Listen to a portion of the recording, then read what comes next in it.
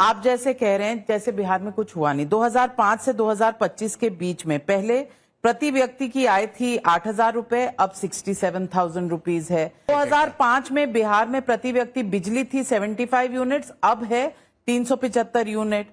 ग्रामीण सड़कें 8,000 किलोमीटर थी, अब 1.25 लाख किलोमीटर है।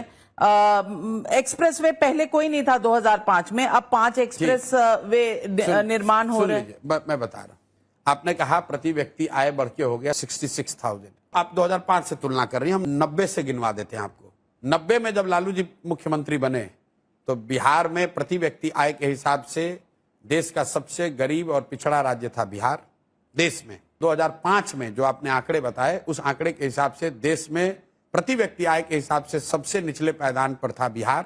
और आज 66,000 जो आप बता रहे 67,000, अगर उस प्रति व्यक्ति आय को भी लीजिएगा तो भी देश का सबसे गरीब और पिछड़ा राज्य है बिहार। अब आप अपने आंकड़े में जरा ये बता दीजिए कि प्रति व्यक्ति आय के हिसाब से बिहार से नीचे कौन राज्य है, बता दीजिए।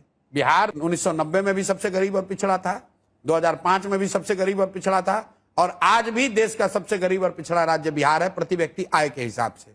दूसरी बात पर आ जाइए, आपने कहा इलेक्ट्रिसिटी कंजम्पशन बढ़ गया। बिहार की आबादी है 13 करोड़, आप दिल्ली में रहती हैं, दिल्ली की आबादी करीब है 1.5 करोड़।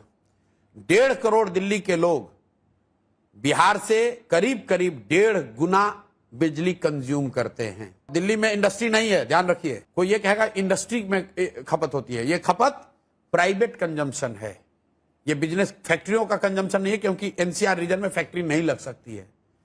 तो दिल्ली का जो कंजम्पशन है पर कैपिटा, दिल्ली में प्रति व्यक्ति आए 2 लाख 2.5 लाख, बिहार में 60,000। तभी तो दिल्ली में लोग बैठ के बिहारियों को गाली दे रहे हैं। दिल्ली में प्रति व्यक्ति इलेक्ट्रिसिटी का कंजम्पशन बिहार से 10 गुना ज्यादा है। 13 करोड़ लोग मिलकर उतना बिजली नहीं कंज्यूम कर रहे हैं जितना कि दिल्ली के 1.5 करोड़ जनता कर रही है। आपने कहा ग्रामीण सड़कों की बात, एक्सप्रेसवे की बात। मेरे भाई, अगर आप अहमदाबाद को गुजरात को बंगाल से जोड़िएगा तो वो सड़क बिहार होकर जाएगी कि नहीं जाएगी? आप कोई बिहार पे एहसान कर रहे हैं? ये बिहार के लिए कोई एक्सप्रेसवे नहीं बना है। ऐसा नहीं है कि ये बिहार स्पेसिफिक घटना क्या है? बाढ़। क्या बाढ़ की समस्या बिहार की सुधरी? 1990 में भी 50% बिहार बाढ़ से प्रभावित था, 2005 में भी था और आज भी है।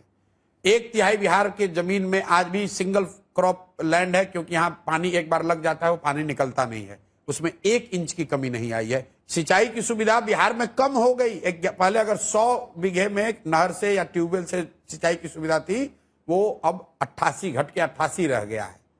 और आप कह रहे हैं कि विकास हो रहा है। भाई